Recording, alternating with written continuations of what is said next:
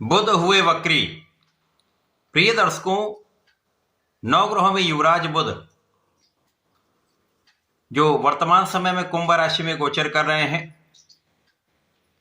शनिदेव की राशि कुंभ राशि में ये मित्रवत भाव में होकर आगे बढ़ रहे हैं, परंतु 26 फरवरी को ये वर्तमान कुंभ राशि में वक्री अवस्था में आ जाएंगे। अर्थात इनका गमन एक राशि पीछे की ओर आरंभ हो जाएगा। जब भी कोई ग्रह वक्री अवस्था में आता तो उस ग्रह का प्रभाव, उसकी क्षमता, उसके बल में वृद्धि हो जाती है, क्योंकि उस ग्रह का जो गमन होता है, उसका जो मूवमेंट होता है वो स्लो हो जाता है, जिसके कारण उसकी क्षमता में वृद्धि हो जाती है। और वैसे भी ज्योतिष में वक्री ग्रह को बलवान माना गया। यदि आपकी कुंडली में कोई ग्रह वक्री है, यदि अच्छे भाव में है, अच्छी स्थिति में है, तो निश्चित रूप से आपको अत्यंत प्रभावी तथा लाभकारी ये परिणाम प्रदान करता है।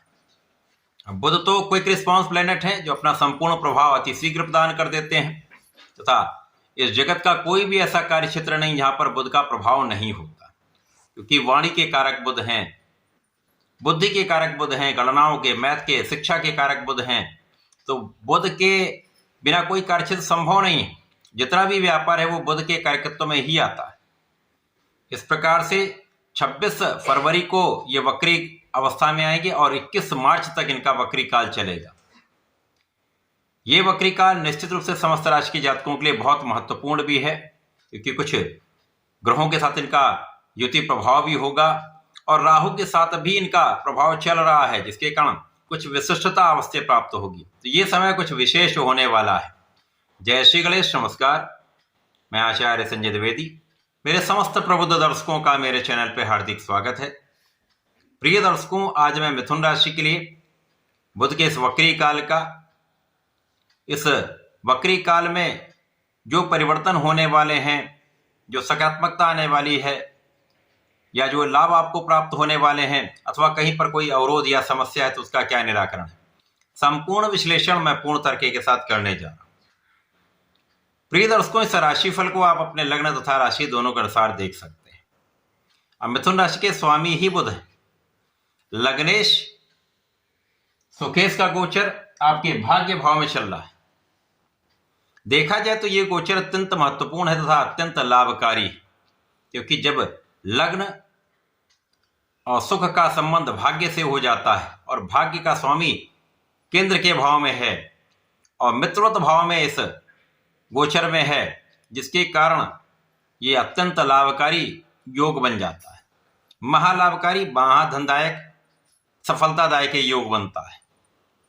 वर्तमान समय में बुध का जो गोचर चल रहा है, वहां पर शुक्र, सूर्य और बुध का योग बना हुआ है। यहां पर मंगल भी होंगे और राहु के साथ इन ग्रहों का युति प्रभाव चल रहा है। वर्तमान समय में बुध राहु को क्रॉस कर गए हैं, बुध राहु से आगे निकल गए। मीन राशि की ओर उनका गोचर चल रहा है, परंतु 26 फरवरी से ये पुनः वक्री अवस्था में आकर वापसी करेंगे और जैसे जैसे ये राहु के पास में आएंगे तो जड़ दोष का प्रभाव भी मिलेगा, परंतु अन्य ग्रहों के साथ इनका युति प्रभाव कुछ विशिष्टता भी देगा, क्योंकि ये अत्यंत बलवान होंगे। इस वक्री काल में बुध का प्रभाव आपको मानसिक लाभ देगा, आपको आर्थिक लाभ देगा, आपको शारीरिक लाभ देगा, क्योंकि इस समय आपका तनाव कुछ कम हो जाएगा, आपका बुद्धि बल बहुत अच्छा होगा, आपकी गणनाएं बहुत श्रेष्ठ होंगी, आपकी वाणी का प्रभाव श्रेष्ठ रहने वाला है। इस समय आपकी नेतृत्व की क्षमता में भी वृद्धि होगी। आप बहुत संतुलित और बहुत संयमित रहने वाले हैं। इस समय में आपकी स्वास्थ्य समस्याएं भी कम होंगी। इस समय में आपके प्रभाव में, आपकी क्षमता में निश्चित रूप से वृद्धि होने वाली। आपकी व्यवहारिकता बढ़ेगी तथा आपके व्यक्तित्व का प्रभाव लोगों के बीच में पड़ने वाला है। आपका व्यक्तित्व विस्तृत होगा। और जब राहु और बुध का प्रभाव होता तो बुद्धि तीक्ष्ण हो जाती है। मिथुन राशि के जातक वैसे भी बुद्धिमान होते हैं और यहाँ पर मित्र की राशि में होकर इनका बल भी बढ़ा हुआ, वक्री अवस्था में ये अत्यंत बलवान हो जाएंगे। उस पर राहु का प्रभाव इस बल को कई सौ गुना बढ़ाने वाला है। तो यहाँ पर बुद्धि का बल आपका जो है वो आपको सर्वश्रेष्ठ लाभ देगा, क्योंकि आप राहु का प्रभाव जब बुध के साथ होता है तो बुद्धि तीक्ष्ण हो जाती है और येन केन प्रकार ने आप समस्त समस्याओं का समाधान करते हुए सफलता की प्राप्ति करते हैं। आपका राजनीतिक गुण बहुत प्रबल हो जाता है, आपका कूटनीतिक भाव अत्यंत प्रबल हो जाता है और बुद्धि की कुशाग्रता तथा वाणी का प्रभाव, आपकी ज्ञान का प्रभाव, आपकी गणनाएं आपको सर्वश्रेष्ठ लाभ प्रदान करने वाली होती है। इस समय में धनदायक योग बन रहा है, जो आपको आपके कार्यक्षेत्र से, नौकरी के भाव से हो, चाहे वो व्यापारिक भाव से हो, चाहे आपके प्रोफेशन से हो, आपके वाणी के प्रभाव से हो, कला क्षेत्र के भाव से हो, आपको सर्वश्रेष्ठ लाभ की प्राप्ति आपके कार्यक्षेत्र में होने वाली। अचानक ही कुछ ऐसा होगा जो अत्यंत विस्तृत होगा, बड़ा होगा, जिसका लाभ आपको प्राप्त होने वाला है।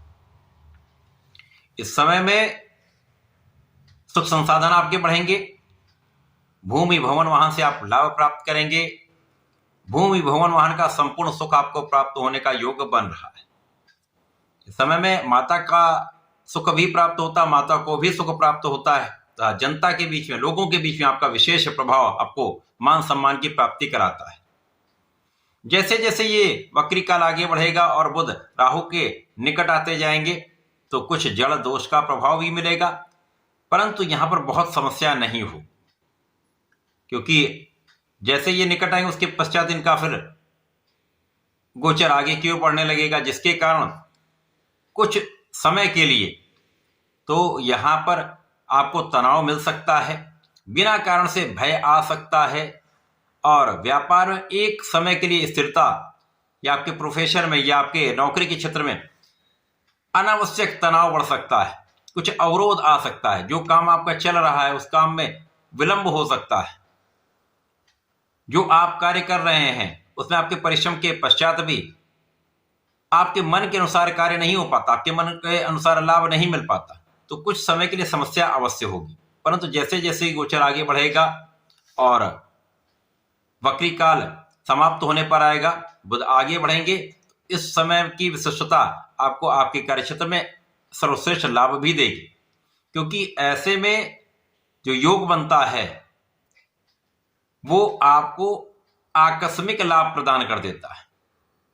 आपके बुद्धि का बल अचानक ही आपको कहीं न कहीं से ऐसे मार्ग दे देता है कि वहां पर आपको लाभ भी मिलता है, सफलता भी मिलती है।